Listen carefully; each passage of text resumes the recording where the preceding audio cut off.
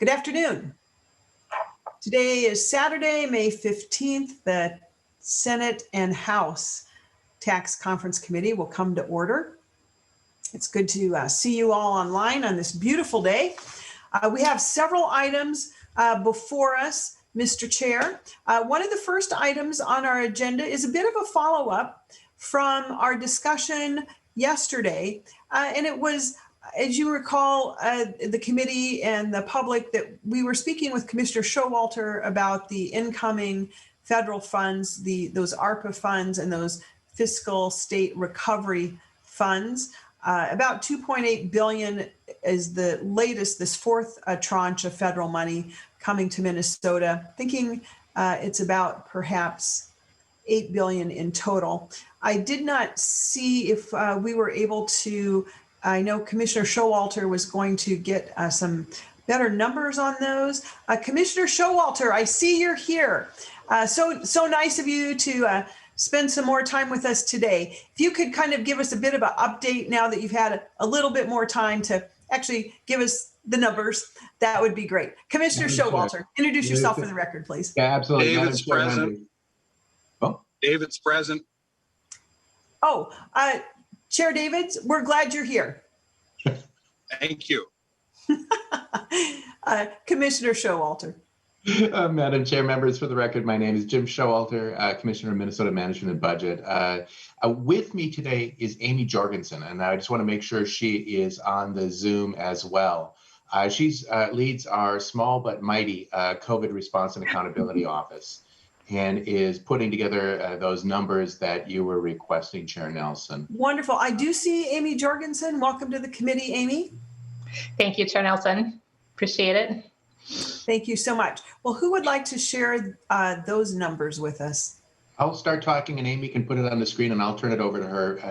Thank you, Commissioner. As you know, you were looking for information, Madam Chair, about how much federal money we've gotten in a number of different bills. And so obviously the economic impact of the COVID-19 pandemic has had a lot of responses at the federal level. So we've saw CARES Act funding last spring. We've seen a couple of other smaller stimulus bills before we got to the American Recovery Plan. And so all of those are wrapped up in one of those sources that we call it's FFIS. I know legislative staff are looking at that information too, and I'm going to turn it over to Amy to just walk you through some of those numbers.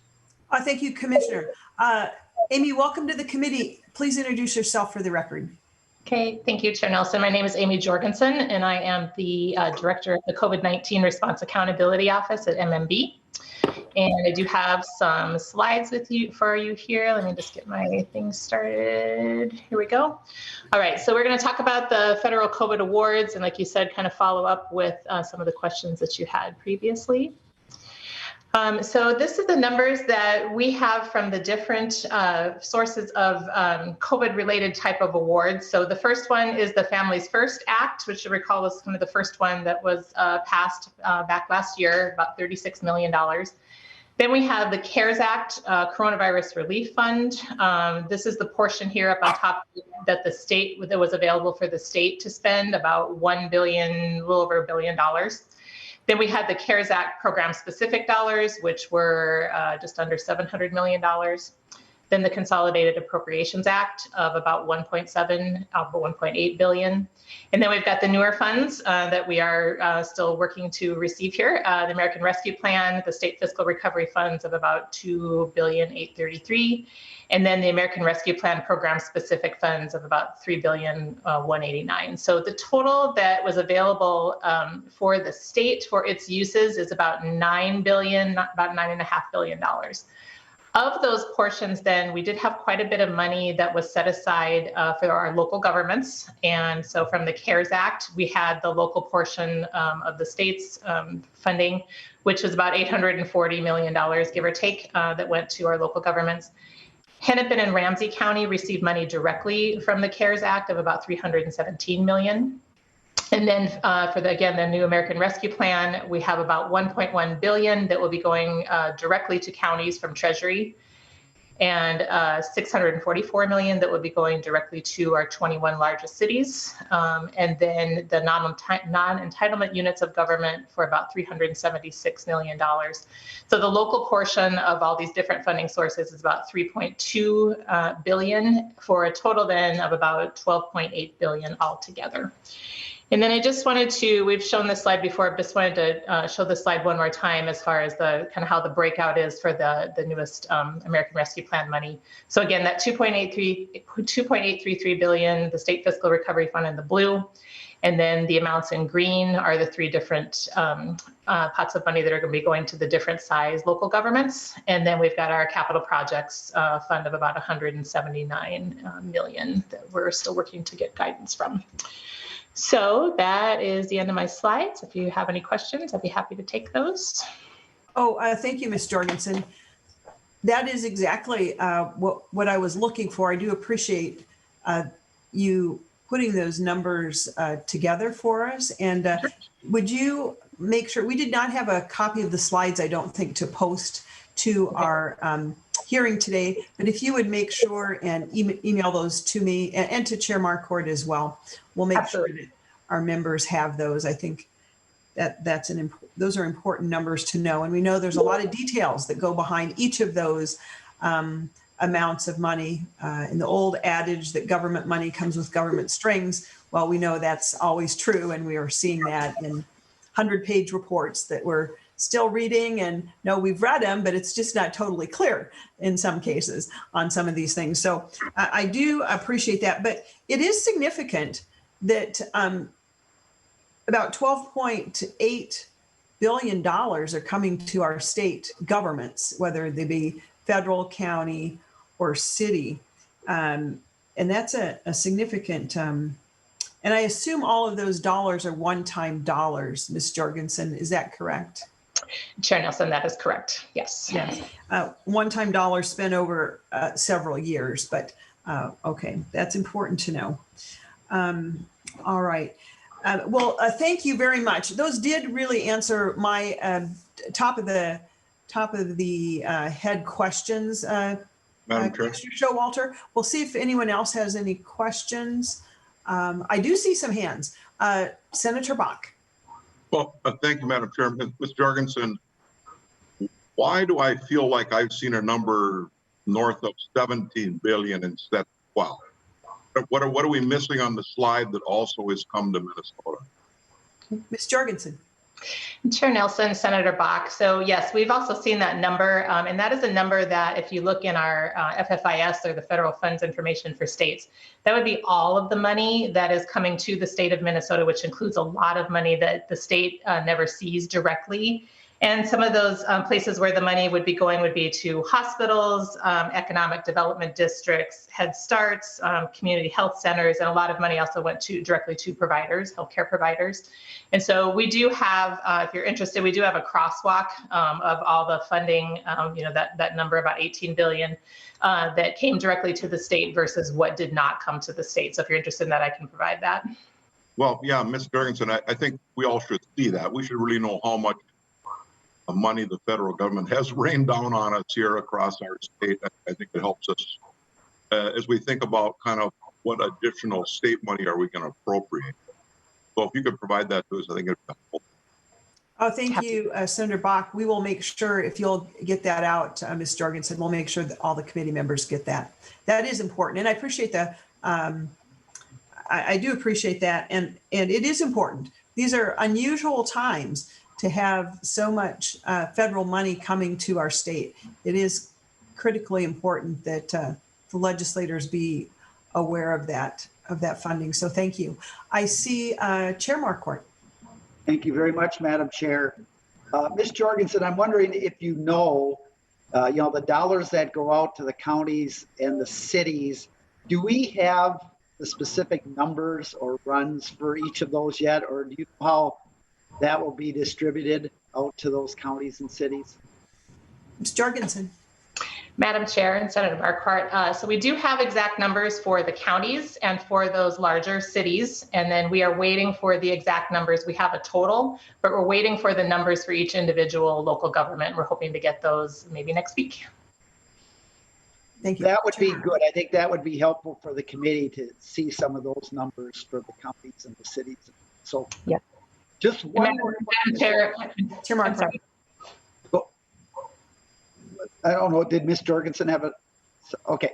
So just one more question. Thank you. So, and I don't know if you have these numbers today, but we heard about all the federal funding, which is one time. Do we have an amount of ongoing permanent funding that we have, a number?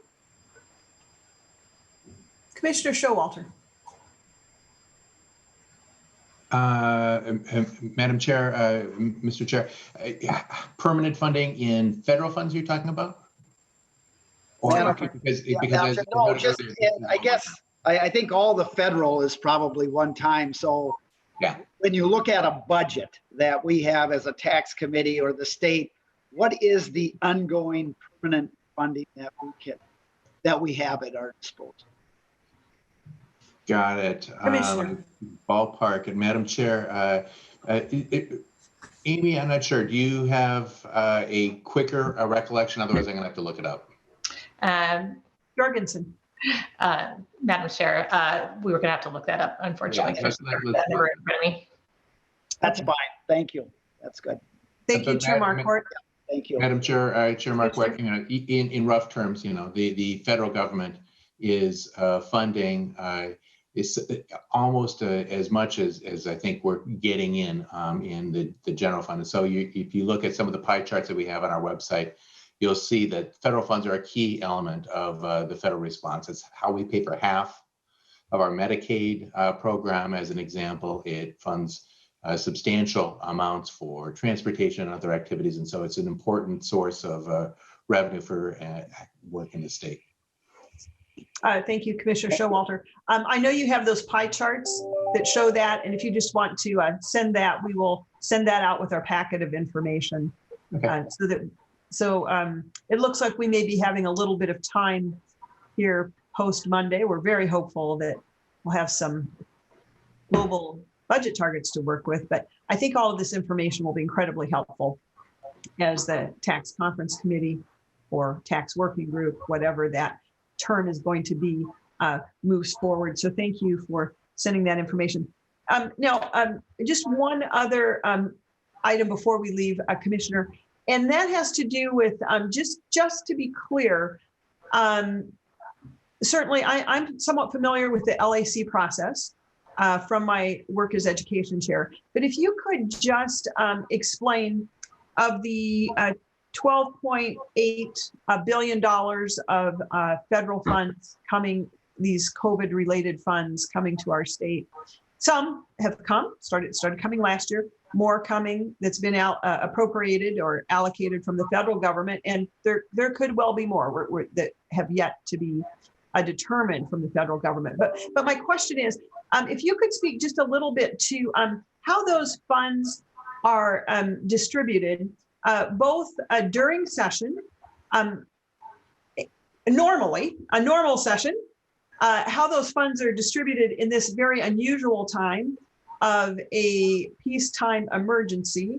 And then thirdly, how those funds are distributed in a time of interim.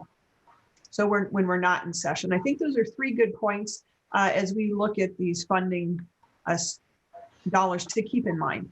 Commissioner Showalter. Madam Chair, members, I will be happy to open that, and I can give you sort of an overview. I think if yes, your staff wants to go into more specifics about the LAC process, welcome to do that.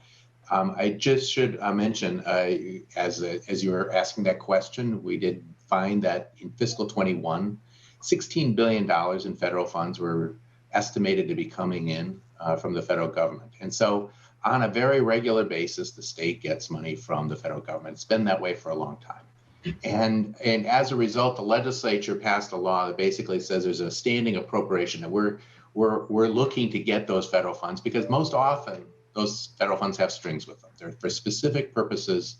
And so what we want to do is bring that money in, have a legislative review, and start to use those funds. And so the LAC process is that advisory process, that mechanism that makes sure that the legislature knows what's coming in from the federal government is able to raise its hand and say, we have problems with some of this, or minimize the time necessary for review so that that money gets to be used.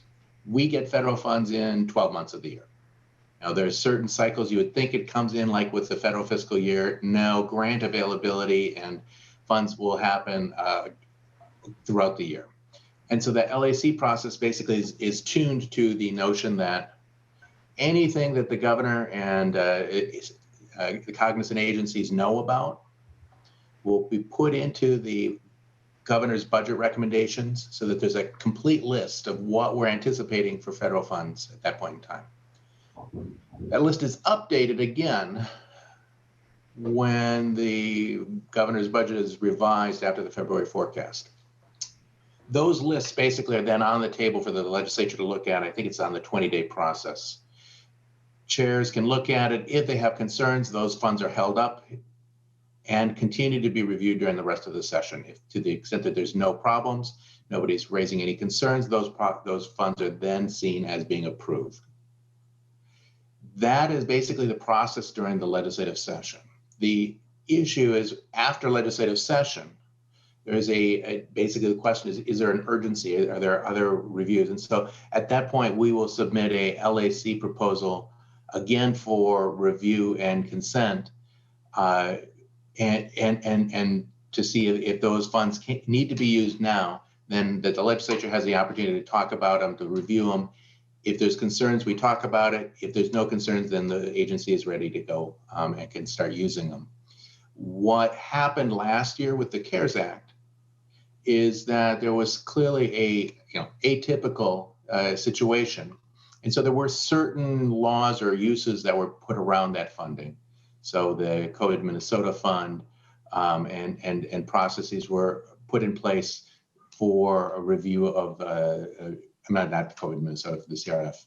So those processes were put into place so that we had a review process and worked through it. I don't think that the pandemic or the peacetime emergency is so important of a factor as much as the volume of the dollars that are coming through and the import of trying to respond and use those dollars appropriately.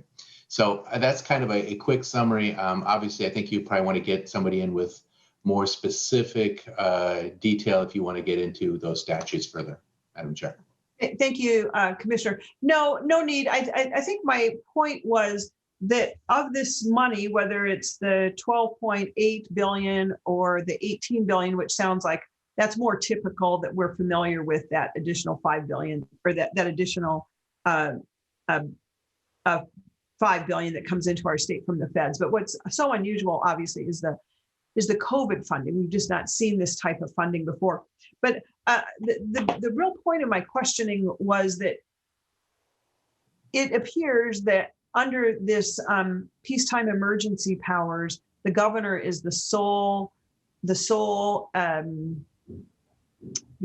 distributor of those funds, determining how those funds will or will not be spent. And I just want to register that is problematic for Minnesotans, and it's problematic for the legislature with 201 legislators that represent all corners of this state. And it is frustrating, to say the least, that the full duly elected legislature has not been involved in a number of those decisions on how those funds within the federal strings that come with those funds can be spent. And so I would just be remiss if I did not mention the challenge that has posed for the legislature, and that going into the interim, it appears that the legislature might be even further removed, as those LAC, as you noted, Commissioner, those are simply a confirmation. The legislature can confirm or not confirm those LAC requests, but either way, that money is spent according to the governor's determination, spending that money. There's just no way for the legislature to have a thumbprint even on those funds. And so And we're in this time now where we are seeing this really unprecedented use of federal funds. And so, number one, I appreciate getting all the information that we'll get from your office and what those funds are and how much they are. But also, it's important for us to know they are one-time funds, and we'll be looking for that. And I'm sure the governor is too, as he's looking at how to spend those dollars. But again, I would be remiss to not note that the legislature does not vote, does not have a voice in how those dollars are spent. So, Commissioner, thank you very much for coming today, and Ms. Jorgensen for bringing us the information. For the information that you will send, we will be sure and get that out to all of the members and get that posted to our website as well. Members, are there any other questions on this portion of the agenda? I do not see any. So Commissioner, again, and your staff, thank you. We look forward to the good information to come, and we hope you have a great afternoon as we continue on looking for those global budget targets. So thank you, Commissioner and Ms. Jorgensen. And members, thank you for that discussion. I know that there has been some challenges. Thank you. All right. Call me back when you can. Thank you. Oh, Bye. somebody needs to mute their mic, please. Thank you so much. All right. And then members, we also thought one of the things that we had just briefly mentioned yesterday, a couple proposals in both the Senate and the House tax bills have to do with affordable housing. Certainly it was a great issue before the pandemic. It's even a greater issue now. And quite frankly, it looks very different. The needs are very different in different corners of the state as far as what's needed, what type of housing is needed, at what price point, and all of those. Is it workforce housing, affordable housing, ultra affordable housing? There's a whole host of different types of housing that is needed. And there's many tools in the toolbox. We looked at two of them in our conference committee report here. And I'll have the staff just, well, I think we've already discussed these, so I won't go through it again, although we will if there are questions. But what we thought we would do today is we have the Minnesota Housing Finance Office with us today. We have Ryan. I'm afraid I don't have your last name, Ryan. Oh, Ryan Baumtrog with us, who will pronounce his name correctly for me, to give us a little bit of information as we are looking at all of, well, let's look at the $12.8 billion coming to the state in these federal funds. We are wondering how many of those, two things, Mr. Baumtrog. One, about how many affordable housing dollars are there coming to our state? And then secondly, how can those be used? And are there any things that are prohibited in how to use those federal affordable housing dollars? So, Mr. Baumtrog, welcome to the committee. Introduce yourself for the record, please. Great. Good afternoon, Chair Nelson, Chair Marquardt. For the record, my name is Ryan Baumtrog. I'm the Assistant Commissioner for Policy at Minnesota Housing. So thanks for having me today.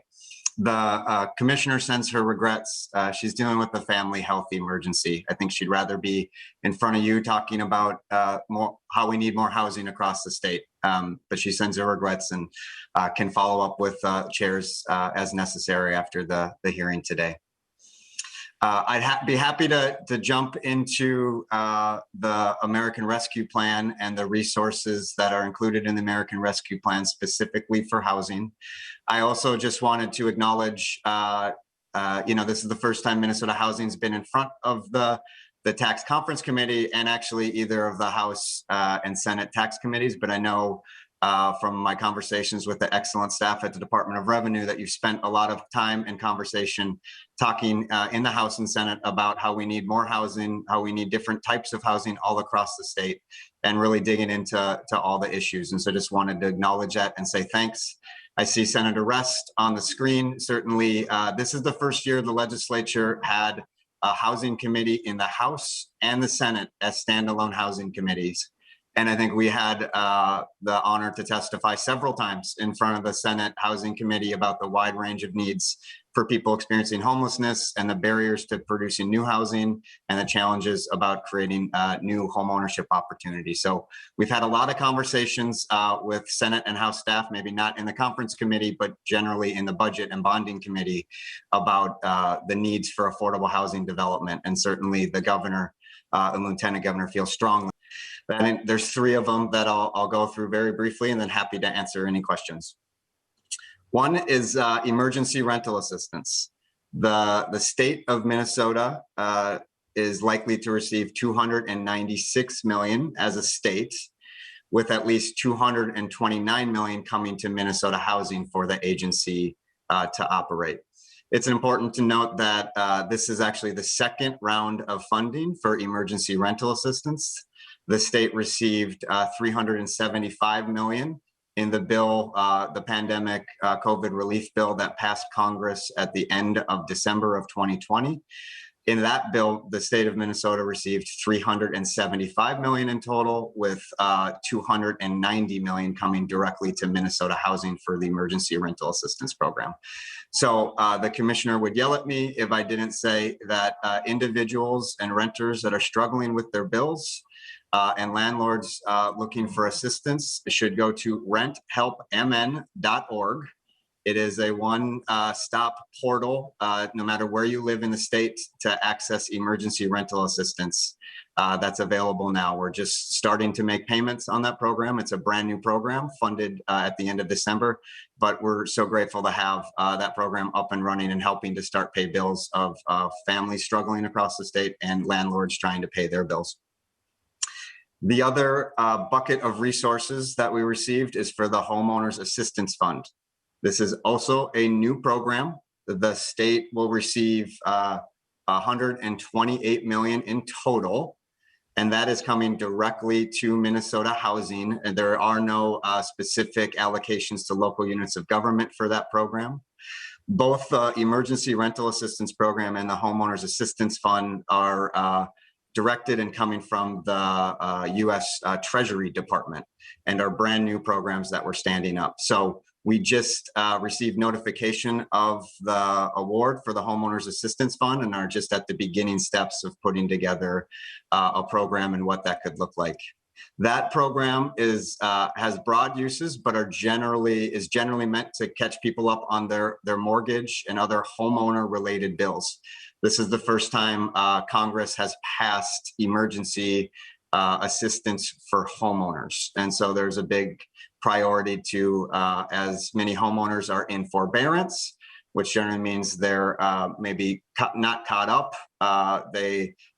We know that so many of homeowners are behind on their mortgage payments, are in some level of delinquency. And so the Homeowners Assistance Fund will really be used to target those homeowners most at risk of losing their home as the foreclosure process undertakes.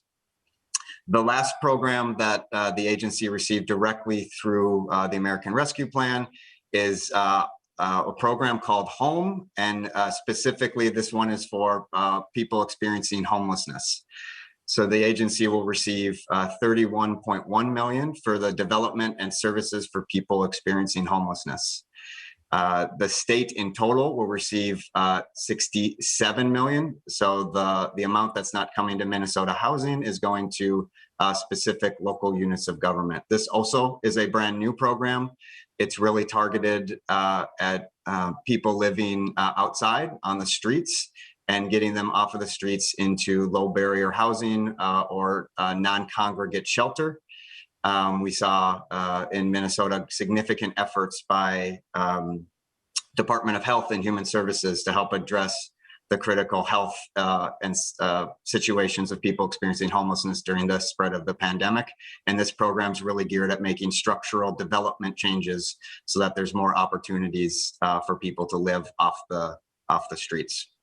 So I'll pause there. Those are the three specific programs that Minnesota Housing is receiving through the American Rescue Plan. Thank you, Mr. Baumtrag. And Are there, if one of the things we would want to do is, you're familiar with the Minnesota affordable housing tax credit proposal, and is there a way to, and one of the things about that proposal is it brings private money in to help with our affordable housing, and it's locally, there's local control, and it's flexible in all types of housing. My question is there a way to use any of those federal housing dollars for a housing tax credit for contributors, like a contribution housing tax credit? Nelson, well, we certainly share the same goal as you about getting private investment. I don't know that there's a housing project that we finance that doesn't have private investment. So that's certainly a goal of the agency, to leverage private and federal funds as we finance new housing. Specifically, I think you're mentioning the State Fiscal Recovery Fund. And as Commissioner Showalter and Ms. Jorgensen walked through, that's the $2.8 billion that the state is receiving.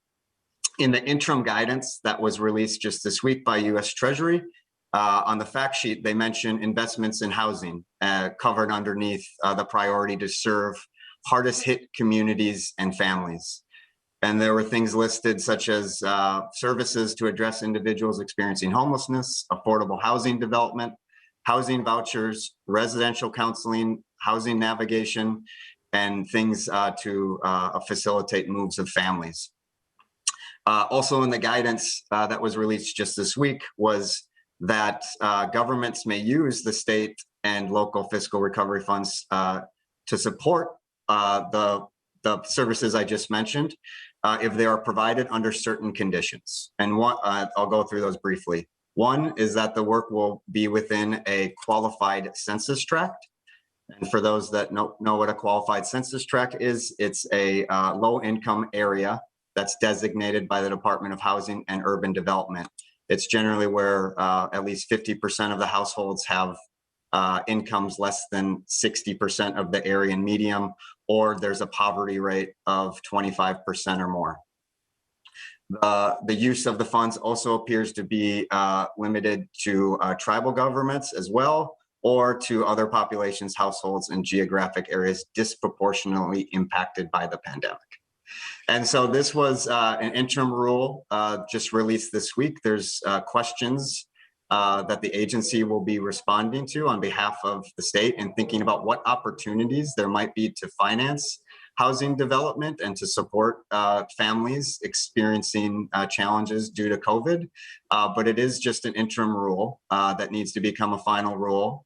And given experience so far with Treasury programs, there will also be FAQs that we will work through to really appreciate where and what type of housing and housing services may be eligible through the state's fiscal recovery funds. Thank you, Mr. Baumtrag. That is a good overview. And it does appear that there could be some room for perhaps the affordable housing tax credit in those type of parameters. The one thing I would note, though, if this is the Treasury rule, that the interim final Treasury rule that came out on, I think it was, I don't have the date here on my report. Yes, just last week. Now, we were told that that is the final rule, that it's, it seems like an oxymoron to call it an interim and a final rule, but that is the title, the interim final rule. Are you expecting another ruling? Mr. Baumtrag. Chair Nelson, all I can speak of is there is a question specific to housing development in the interim final review that we will be submitting comments to U.S. Treasury about. Where and how that impacts the final rule, I think, has yet to be determined. Thank you. Yes, so there is that question period. All right, thank you so much. I do hope as you do that, kind of looking at the most flexible and broadest use for that, which I'm sure your department will do. So thank you, Mr. Baumtrag. Of course. Members, I see Chair Joachim's hand. Thank you, Madam Chair, and thank you, Mr. Baumtrag, for coming today. I probably have some questions that I'm sure are going into your FAQ as well, and I wanted to point out first that public-private partnerships in housing is extremely important. It's also extremely important to have our partnerships with our counties and our cities. They are the boots on the ground as it is in figuring out what their communities need, what they have, and what they need to have. So I just wanted to give them a shout out and all the work that they've been doing around, especially preventing homelessness during COVID. But with the home, I'm interested really in the home money with people experiencing homelessness. And you had mentioned there's about 31 million coming to your agency, but then there was some going directly to cities and counties to help with that too. I'm wondering if they are having to follow the same interim guidance on what that money can be utilized for. I know one of my cities works really closely in preventing homelessness with their families that have students in their schools. So they put extra money into that program to stabilize. And I think in St. Louis Park right now, they're stabilizing about 25 families with kids in our schools. And I know that in the House bill, and I'm wondering too, this would be my second question, when you're looking at that home money. First, I wanted to put a bug in cities and counties' ears about that provision. But then also for your agency, looking at the House bill with the local homeless prevention aid tied to students as well. Is that something that those funds could possibly be used for? And that's that aid to help stabilize students in their housing.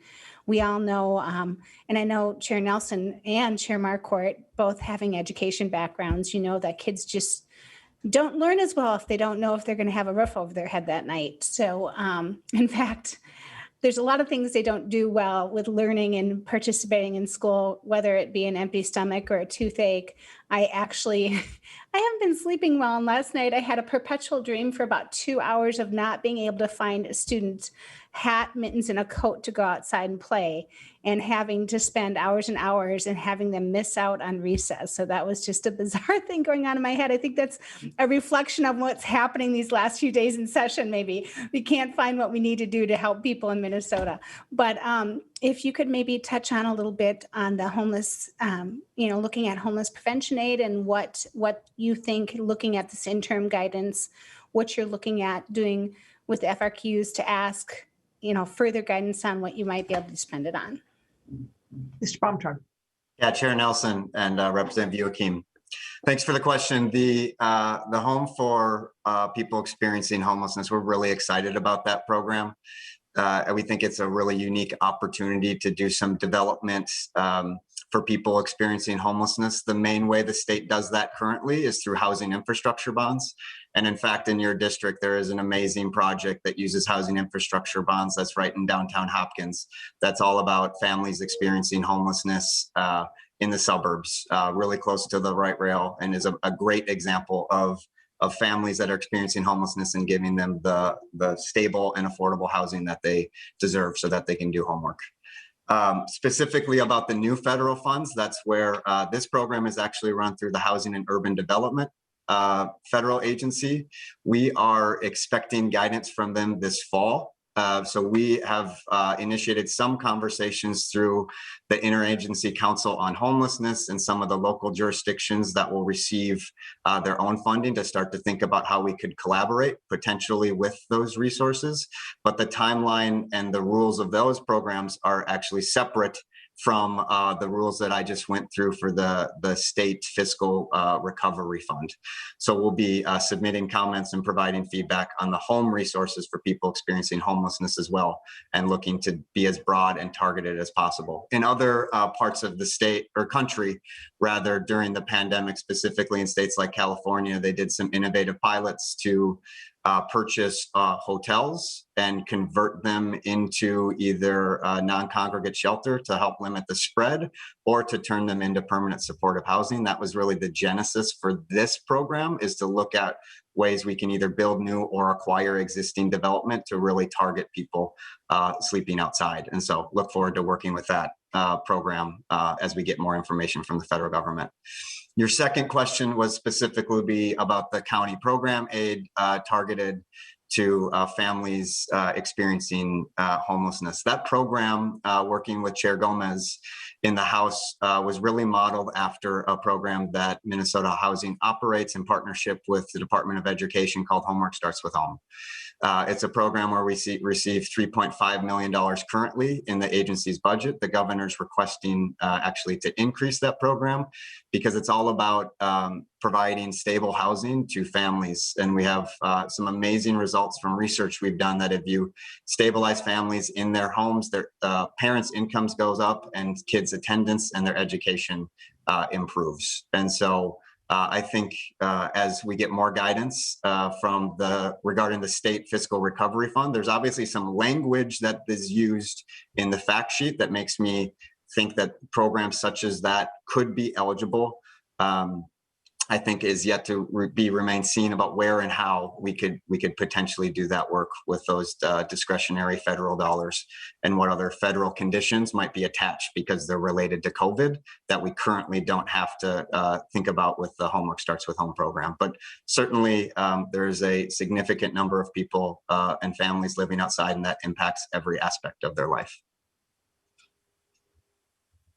Thank you, Mr. Baumtrag. Any follow-up? Chair Yuki? Madam Chair, just thank you. And just thank you, Mr. Baumtrag, for going over all the wonderful programs that you're already doing that you could use more funding for because they are so successful. And the work that you do with our counties and cities, it really is a partnership there that I think helps dollars stretch further. So every time we look at worrying about cities losing some of that tax base that they have, I think about programs like that. So thank you. Thank you, Representative Joachim. Members, we have discussed, and thank you, Ryan Baumtrag, for being here for the department or for the commissioner. We do hope things are well with her. Yes, Chair Marquardt. Thank you very much, Madam Chair. I had my hand up, but I don't know if you saw it or not. I did not see it. Okay, that's fine. So, well, thank you for the discussion. Thank you, Mr. Baumtrag, for being here. And I had one question, if I could. There's one other housing program we have in the House bill where we establish a workforce and housing affordability account. And then we transfer $15 million a year from the mortgage registry and deed tax to MHFA to then put into that account. Do you see any restrictions on that when you listed some of the conditions and so forth for federal funding and that? Would this be something allowable to do you see, or would there be restrictions on that, or how do you see that potentially working? Mr. Baumtrag. Chair Nelson and Chair Marquardt. Yeah, the Workforce and Affordable Home Ownership Program, it's a program that actually the legislature just provided $250,000 in the last budget. So it's the first biennial budget where the agency has a base budget for that program. It's certainly at $250,000, not scaled anywhere close to the need around building single-family homes and new construction. That's a great need that the agency wants to finance more of, and that's in part why the governor is requesting an increase in general fund appropriations to that program. So before I talk about the federal funds, just wanted to acknowledge, I think the governor recognizes that we need to build more single-family homes and wants to increase through state appropriations to that exact program, because we know the scale is bigger than we currently have for resources. Specifically in thinking about utilizing the state fiscal recovery fund, I think that's, again, where we'd have to work through where and what type of housing, because the Workforce and Affordable Home Ownership Program is about single family homes and new construction. It's not clear to me that new construction of single family homes would be an eligible use, or what we'd maybe need to attest to or certify that it's related to COVID, since there will be an overlap of what needs to be proved for that. The other thing I'll point out is the requirement, at least in the rule, about building housing or doing housing development in certain census tracts, qualified census tracts. And that's currently a condition that the agency doesn't evaluate or necessarily look at when we do single family new construction. So that would be another thing to consider and explore. Thank you, Mr. Baumtrag. Your information has been very helpful today. Thank you. Thanks, Madam Chair. Thank you. And thank you, Mr. Baumtrag. We do have significant issues regarding affordable housing, workforce housing, and our tax bill has tried to address some of those and or solutions for some of that. And we know that the additional federal money will help as well. We'll move on to our, well, just a brief note. The Senate has the affordable housing tax credit, which we have spoken about here in the tax committee. And it also has a 4D classification for low income rental housing class rate change. And the House has a study about that. And we have two senators that are continuing to work on the Senate proposal, Senator Rest and Senator Weber. And I know there will be a point in our next meetings where I believe, will have something to share in that regard. We don't know that it will actually be in a conference committee. It could be in our next irradiation of that, which would be either as a working group or another conference committee. But do know that there is ongoing work going on with the 4D as well. So we'll move off of our housing questions, members, and we'll look to the, well, we won't go too far off of we'll look at the historic structure preservation credit. That is something that is in both bodies. Over in the House, it's on page, side by side, page 10, members. And in the House, it's Article 2, Section 27. And in the Senate, it's Article 2, Section 7 through 10. And this is a Senator Miller bill. I see that Senator Miller is here today. Senator Miller, would you like to briefly describe the bill, or we could have our staff speak to the bill? It looks like it is very similar, if not just the same. Senator Miller, Hi, would you like Chair. to address? Sure. Thank you, Madam Chair. Members, good afternoon, everyone. So the historic tax credit is something that most are aware of. This is a job growth, economic development, and preservation tool to encourage folks to revitalize and redevelop historic buildings and communities across the state. The latest report that I saw, there was a return on investment of $9 for every $1 of tax credit used for this program. So it's a pretty significant return on investment. And again, it's just a proposal that helps revitalize communities all across the state. And I believe, Madam Chair, our proposal extends it for 1 year. Perhaps the House goes out 8 years. So this is one of the provisions that I tend to favor the House. We didn't have the resources to go further than 1 year, but I'm hoping when targets are set, that this is something that the House and Senate can agree on and get something closer to the House provision. So happy to answer any questions, but thank you, Madam Chair, for giving me an opportunity to explain the historic tax credit. Yes, thank you, Senator Miller. So both House and Senate are very familiar with that historic structure tax credit, preservation credit, certainly something we would hate to see go away. And as we come to compromise and agreement, we're certainly glad to see it is in both bodies. And certainly our global budget targets will help determine how far that particular really history preserving and economic stimulating bill can go, how far we might be able to extend that.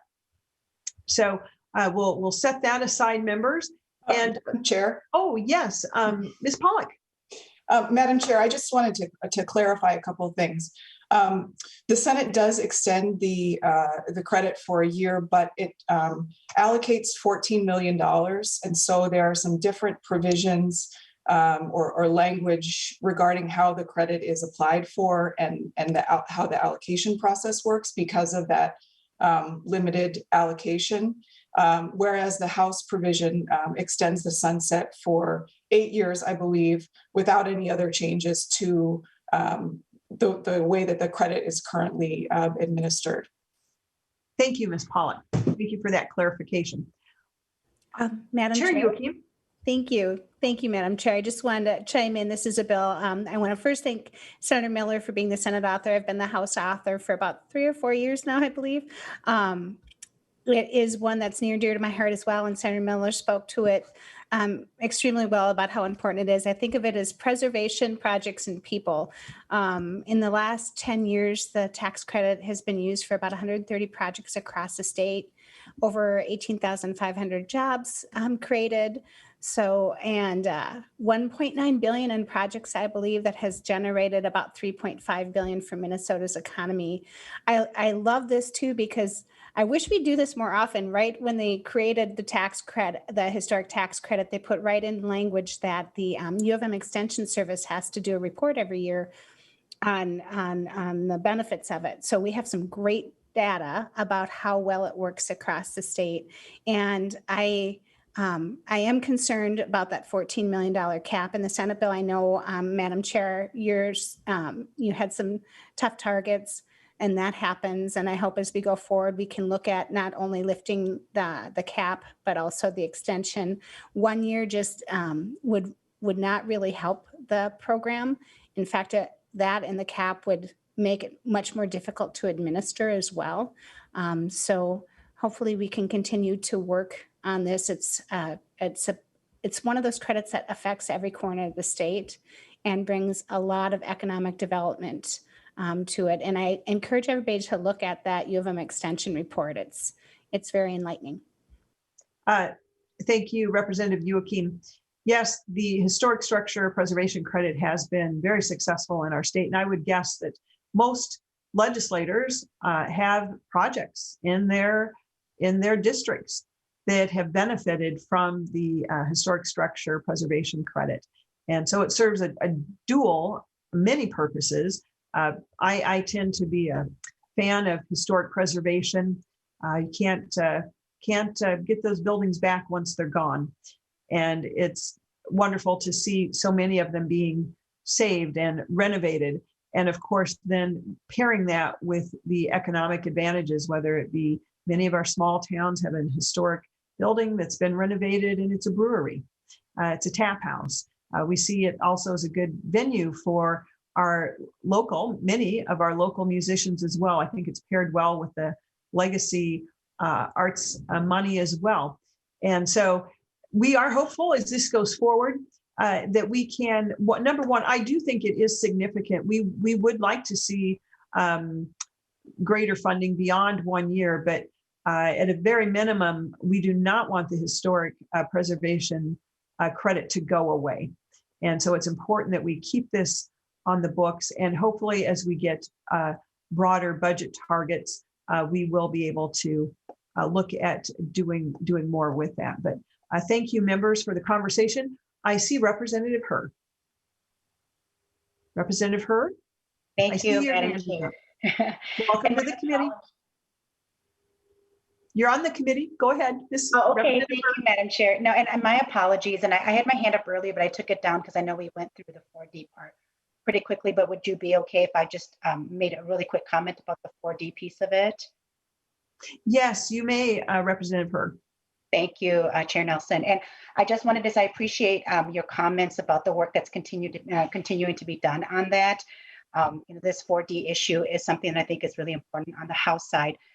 We have a provision in there, which is a bill I carried on the 4D study. And I just wanted to, as the Senate continues to work on this, I just wanted to make sure that I voice the concern over the lack of guardrails in the current language right now to ensure that the benefit from the rate reduction would actually flow through to the renters. I've had the chance to sit down with cities, with builders, with nonprofit developers, with private developers to look at what it takes for them to build an affordable unit. I've sat down and looked at financials of what pieces go into it. There are many, many levers that are put in place. in order to make units affordable, to make a development affordable. And their 4D is just one component of it, and 4D is the only one that actually doesn't have any requirements as to like how long a unit must stay affordable. Some of the other local, federal pieces have different, provisions put in place to at least assure affordability for a certain period. And so I just want to be, really clear that I think that a study is really important, just like in other industries where we have complex pieces that come together in order to make a system work, that changing one piece of it does have consequences, and that there are the existing property owners are the ones who will take on any of the additional responsibilities that change the property taxes for them. We also don't know, there are many things that we don't know about what it means to change this particular piece of it. And so I just wanted to make sure that that I put that out there. And I think that it is important for us to continue to work on this. And like any problem, one piece of changing that of that puzzle doesn't actually fix the problem or solve the problem. And I'm not saying that we shouldn't make changes to 4D. What I'm saying is we should actually do the study so that we can actually understand what the impact is going to be to cities and counties. What does it mean for current renters? And what does that just mean in general? How do we ensure that the savings get passed on to renters? And I've heard many people say that a study is a way to kill something, but truthfully, as I'm a person who comes from a background in research, this is really important that I think that we understand what is going to be happening with these changes before the changes are made. And so I just wanted to put that out there, and that I continue to want to work on this. So if the senators want to include me on some of this, I would love that. And so that's all I have to say, Madam Chair, and I appreciate you giving me the time to do that. Thank you, Representative Herr, and thank you for your work on that important issue. I do believe that there are discussions ongoing, and I do see Senator Rest's hand. Senator Rest. Thank you, Madam Chair, and I so appreciate Representative Herr's interest in 4D and her experience in it. And indeed, there are ongoing conversations throughout various communities of 4D Coalition, the local government representatives, and all kinds of conversations are going on. And she is going to be a key component in those discussions as they move forward. And I look forward to conversations with her, and obviously also with Representative Joachim, since we know that we're not going to settle anything by Monday, that before we have a special session, that we have lots of conversations about the role that 4D can play, not only in producing more of housing, but certainly in the protections that she just spoke about. But we call them guardrails, but those protections, they're very important to all of us.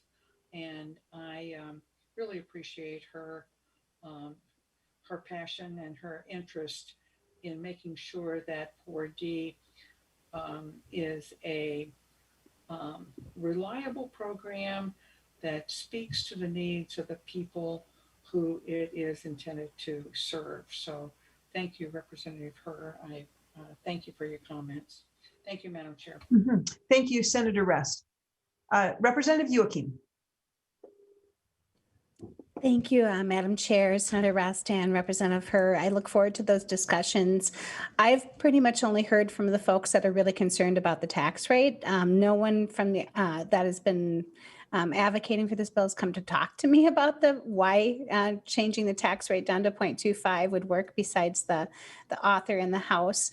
I'm really concerned about having a tax rate that is that low, and also about the guardrails that Representative Herr mentioned, that we're actually making sure that those that are receiving that tax rate actually pass that on to either their renters or invest in their property. And I think before we make such a drastic shift, especially with COVID and not knowing what the levies are going to look like next year, and the way the market is going and trends, and what other big shifts from different tax classifications will happen, it does concern me going down to 0.25, and also that interactive, how things we do in one committee affect other committees, and how when you put together an affordable housing project, I know I had voted on one right before I left city council, and it was a PPL project. It was wonderful. It's built now. But it took 4 years for them to put their funding together. And there's all these pieces that can go into it, including TIF, which would be very hard to use. If you have such a low tax rate, they're not going to be able to generate any income for a TIF district. So really want to look at kind of all those puzzle pieces together and looking forward to having those conversations. So thank you. Thank you, Chair Youakim. Senator Rest. Yeah, Madam Chair, I'm really interested in Representative Youakim again and Representative Hers. I'm really hoping that the what Senator Weber and I have been working on and getting ready to, iron out some of the details of it, that you'll be interested in that, and that it will meet the cautions, quite frankly, that you so are really committed to, and so are we in the Senate. And I think you'll see something that we will really look forward to your reactions, your critique, your suggestions for improvement. And it's not going to look anything like what's in the Senate bill, or quite frankly, what's in the House bill. And we have, sometimes these special sessions, they give us a little bit of an opportunity for reflection and getting things right. And so I think we can get to something that you and Senator Representative Hurd, are going to look at and make suggestions back, and it will be good, productive discussions between the cities, you folks, Senate, and the 4D coalition. So we're working hard on that, and we're trying to be really, really careful about it, and look forward to those discussions next week, quite frankly. And be assured, Representative Hur and Representative Youakim, we will be in touch under, of course, the authority of Representative Marquardt, but as well as the Senate conferees. We have some ideas, and we're going to run them by you and welcome really rigorous discussion about maybe a different approach that we could all eventually embrace and amend and get to a good point with regard to low-income rental housing. So we've got some time for some really good discussion, and I look forward to it. So thank you, Madam Chair. Thank you, Chair Marquardt, Representative Hur, and Representative Youakim. Thank you so much. Thank you, Senator Rest. So members, you can tell there's a lot of interest in affordable housing, 4D being one of those tools in the toolbox. And I do believe that, every cloud has a silver lining, and many of us might be a little bit sad right now that it doesn't appear, although it could still happen, that we don't have those global budget targets that we really need to continue to pursue our conference committee. But we do know that, as I said, every cloud has a silver lining. And if in fact, it looks like there may be additional time for our 4D group to continue working and meeting. And I do want to thank the House for their leadership there, as well as in the Senate. We have Senator Weber, who is the property tax sub-chair, who's been very involved, along with our lead Senator Rest. And I know you've got a good team on your side as well. Chair Marquardt working on this, and I do look forward to great resolution there and great steps forward. And I really do want to thank the members who have taken on this particular 4D piece as well for extra study. So with that, we'll set that a piece aside for right now. The intent today was to really speak about how, if possible, we could use those federal funds for affordable housing, including the 4D and the affordable housing tax credit. but I think it's good that we were able to discuss also then the 4D and where that is and how it's continuing to move. So with that, members, we have one additional item on our agenda today, and that is the partnership audits. And we have some same language, some similar language, and some language that is just in one body or the other. And members, I'll direct your attention to this, and I'm going to ask our staff to do a walkthrough on the partnership audits. I think we're very close to peace in the valley. I understand that it's something that's been worked on for a number of years, and it's also very complex, as many things are in state government, particularly in the tax committee. But we do want to make sure that while we have this time today, we get a little understanding of where the partnership audits language is in both the House and the Senate right now. Members, I'll direct you to the side-by-side, which is pages 16 through 18. The House bill, it's Article 3 in its entirety. And over in the Senate bill, it's Article 7 in its entirety. But you will see that there are some differences. So with that, I'll ask our staff, I believe that would be Ms. Pollock's germaneness. Ms. Pollock, could you go through the partnership audits with us, please? Sure. Madam Chair and members, yes, starting on page 6 of the side-by-side, the partnership audit article, as Chair Nelson mentioned, represents a state approach to some federal changes that were made back in 2015 to require reporting and payment requirements for partnerships generated by federal audits and assessments. And so these changes that were made at the federal level provided for auditing at the partnership level rather than at the partner level. And so the bill requires state reporting of federal adjustments from a partnership level audit and allows assessments to be paid at the entity level. The Senate and House language is the same, except for sections 8 and 9 of each article regarding federal adjustments. The Senate definition of federal adjustments does not include the multi-state tax commission language regarding positive and negative adjustments. So that language would allow taxpayers the ability to claim a refund should one be due. That's a policy decision for the committee to discuss.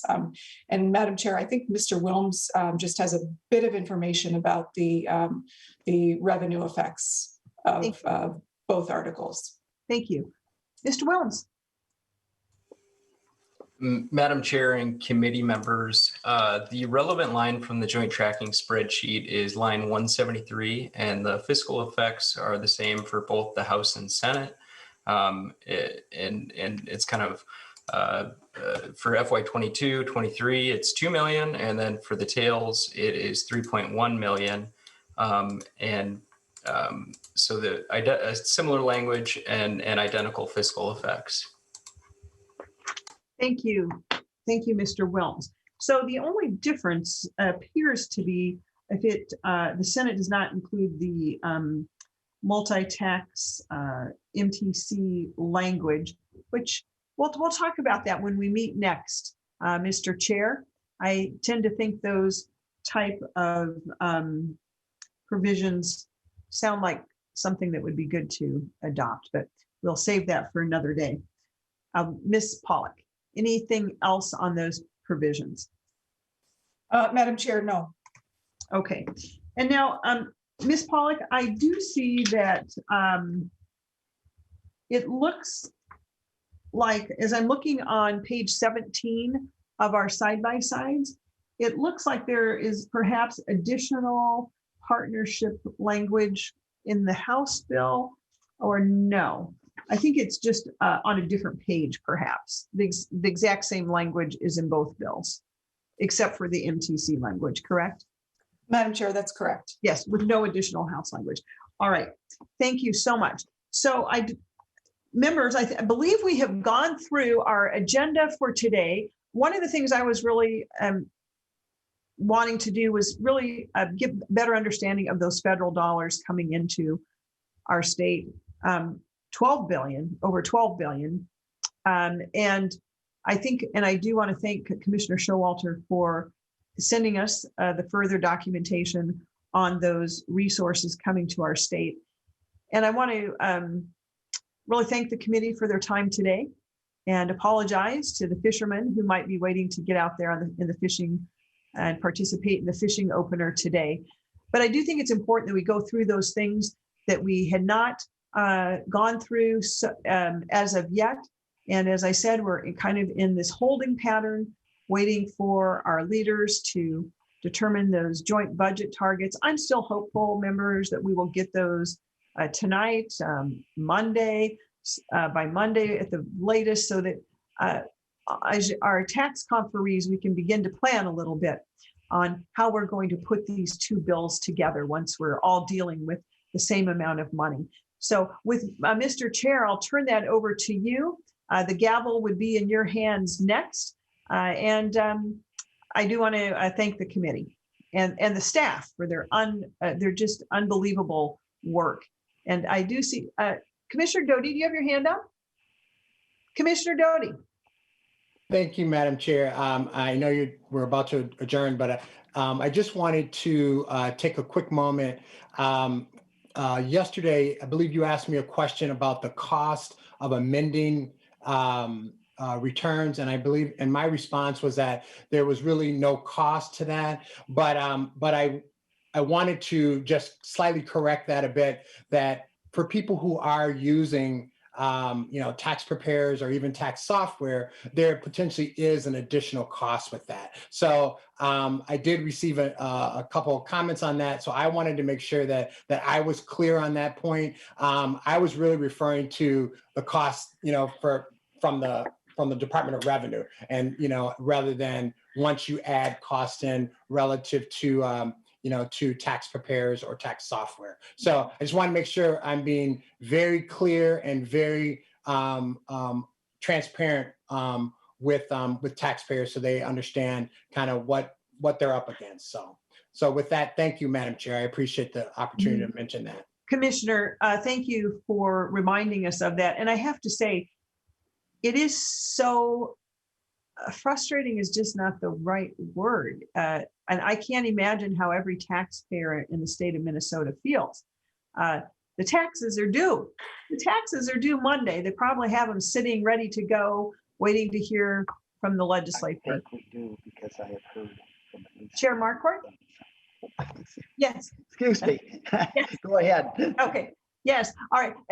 So I just want to note the challenge and the frustration that Minnesota taxpayers are feeling as Monday comes, and they are going to submit their taxes with the current tax structure, and then need to likely submit. We hope there will be changes. We believe there will. There must be those amended returns, and we know there's a cost, and so that is frustrating that we haven't been able to get to that agreement yet. Well, if we've got to get to the global budget targets, then I'm sure that Chair Marquardt and I and our conferees will be able to put together a very good budget or a very good tax report for Minnesotans. But Commissioner, thank you for bringing that forward. So there is a cost, and we have to be aware of that, and we have to ask the taxpayers for some grace as we get to those global budget targets. I'm sure that's weighing heavily on our leaders' minds, on the governors, the majority leaders, and the speaker's minds as May 17th now rolls around. So with that, Mr. Chair, we have finished our agenda. I just wanted to turn it over to you for a moment before I adjourn. Chair Marquardt. Thank you very much, Madam Chair, and thanks for the discussion today. And I would echo your comments on thank you to the wonderful work our staff's done and members today, and especially on a nice, beautiful Saturday. I do not have an agenda set for Monday. I would encourage all members to watch their emails as we hopefully get an update and hopefully at least get some numbers by Monday. So just stay tuned, but no agenda set at this point. Thank you, Chair Marquardt. Members, have a great rest of the weekend. Let's all stick to our emails and hope that we get that global budget target soon, and then our additional work can start. So with that, members, we are adjourned. Have a great weekend. Bye-bye. Thank you, Madam Chair. Thank you, members. David's present.